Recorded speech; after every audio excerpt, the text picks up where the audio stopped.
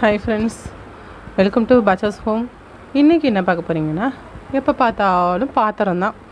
நம்ம சமைச்சு சாப்பிட்றோமோ இல்லையோ, பாத்திரம் மட்டும் சேர்ந்துருது ஒரு அண்ணன் கூட. அதை விளக்குறதுக்கு அலுப்பழுப்பாக வருது நமக்கு. ஆனாலும் விட முடியுமா? அந்த பாத்திரத்தில் சிங்கில் பாத்திரத்தை விளக்குனா கொஞ்சம் நீட்டாக இருக்கும். சிங்கு பார்க்க 4 பேர் வந்தாலும் பார்க்க அழகாக இருக்கணும் இல்லையா? நமக்கு முடிஞ்சாலும் முடியலனாலும் விளக்கி தான் ஆகணும், கழுவி தான் ஆகணும், சாப்பிட்டு தான் ஆகணும், சமைச்சு தான் ஆகணும் அப்படிங்கிற மாதிரி ஓடிட்டுருக்கு இல்லை ஃப்ரெண்ட்ஸ்? உங்கள் வீட்லேயும் அப்படி தான் என்னென்னு கமெண்ட்டில் சொல்லுங்கள் எனக்கு. நானும் அன்றைக்கி ஃபுல்லாக பாத்திரம்லாம் விளக்கி கழுவி கவுத்து எல்லாம் ரெடி பண்ணி வச்சுட்டு, எப்போ பார்த்தாலும் பாத்திரத்தை பார்த்தாலும் நமக்கு டென்ஷன் ஆகுதான். வீட்டை கூட்டணுமா, ஆஹா அலுப்பாக இருக்கே அப்படின்னு சொல்லுவோம், நினப்போம். எந்திரிக்கணுமா, காலையிலே எந்திரிக்கணுமா அப்படிங்கிறது ஒரு அலுப்பு.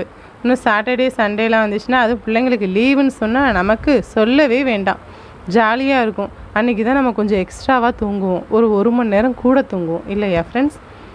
நீங்களும் அப்படி தானே? உங்கள் பிள்ளைங்களுக்கு ஸ்கூல் லீவுனாக்கா 1 மணி நேரம் எக்ஸ்ட்ரா தானே தூங்குவீங்க?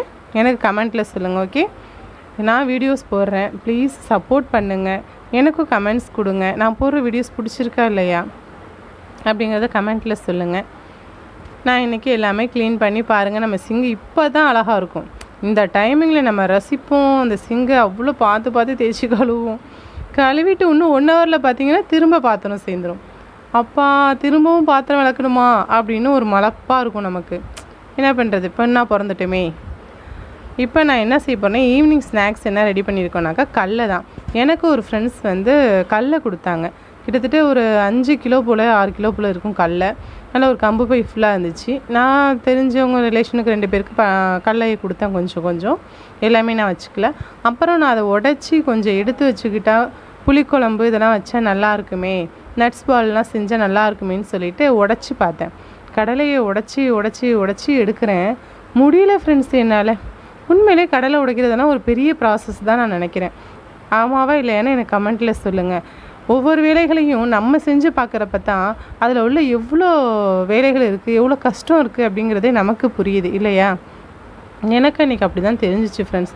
பாதி கடலையே வறுத்தடலாம் அப்படின்ட்டு. எனக்கு கடலை வறுக்கிறதுலாம் எப்படின்னு தெரியல வீட்டில். அதுக்கப்புறம் மணல் நம்ம வீட்டில் கிடந்துச்சு. அப்போ ஓகே, இந்த மணலை எடுத்துகிட்டு வந்து சட்டியில் போட்டு மாமி ஒரு நாள் வறுத்தாங்க கடலையே. இப்படி தான் வறுக்கணும் அப்படின்னு சொல்லிட்டு, அதுலேருந்து இப்போ நானும் என்ன செய்கிறேன், கடலையை வறுக்கிறேன். இப்போ நான் அந்த கடலையில் நமக்கு நிறைய சத்துக்கள் இருக்குது, ப்ரோட்டீன் இருக்குது. இதில் நிறையா நம்ம முகம் அப்படியே அழகு பெறும் இல்லையா?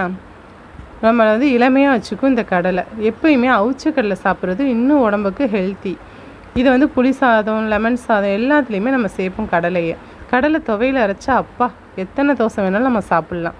அந்த அளவுக்கு இந்த கடலையோட இது சொல்லிக்கிட்டே போகலாம். இதோட பலன் நிறையா இருக்குது.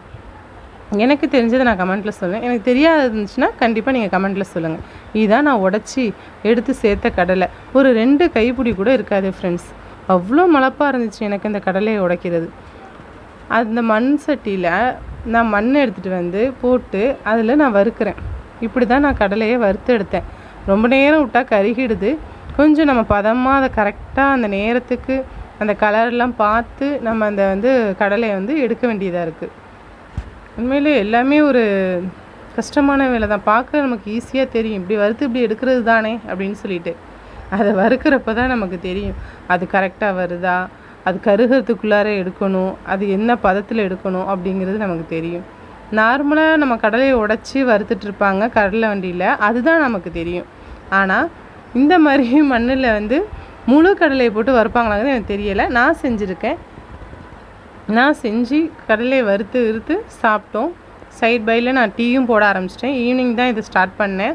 பாத்திரம் விளக்கி ஈவினிங்கே டிஃபன் மாதிரி ஈவினிங் ஸ்நாக்ஸ் மாதிரி கொடுத்துடலாம் கடலையை. ரொம்ப நாள் ஆச்சு, அதனால் நல்லா காய வச்ச கடலைன்னு சொன்னாங்க. அதனால் நான் எல்லாம் ரெடி பண்ணி செஞ்சு பசங்களுக்கு கொடுத்தேன். ரொம்ப ஹாப்பியாக இருந்துச்சு நம்ம கையால் செஞ்சு கொடுக்குறது. நீங்களும் இப்படி தானாங்கிறத கமெண்ட்டில் சொல்லுங்கள். நம்மளோட வீடியோஸ் பிடிச்சிருந்துச்சுன்னா லைக் பண்ணுங்கள், ஷேர் பண்ணுங்கள், கமெண்ட் பண்ணுங்கள், சப்ஸ்கிரைப் பண்ணிவிட்டு பாருங்கள் ப்ளீஸ். என்னோடய சேனல் யூடியூப்பில் 12 மணிக்கு நான் அப்லோட் பண்ணிகிட்ருக்கேன். கண்டிப்பாக போய் செக் பண்ணி பாருங்கள்.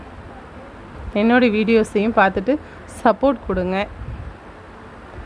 முடிஞ்சிடுச்சு. அந்த சல்லடையில் அந்த நல்லா சலிச்சிட்டோம்னாக்கா உங்களுக்கு மண்ணெல்லாம் போயிடும். நான் அந்த பிளாஸ்டிக் தான் வச்சுருக்கேன். ரொம்ப எனக்கு யூஸ்ஃபுல்லாக இருக்குது. உங்களுக்கு யூஸ்ஃபுல்லாக இருக்குன்னு பாருங்கள். கீரைக்கெலாம் ரொம்பவே யூஸ்ஃபுல்லாக இருக்குது. இந்த வீடியோஸ் உங்களுக்கு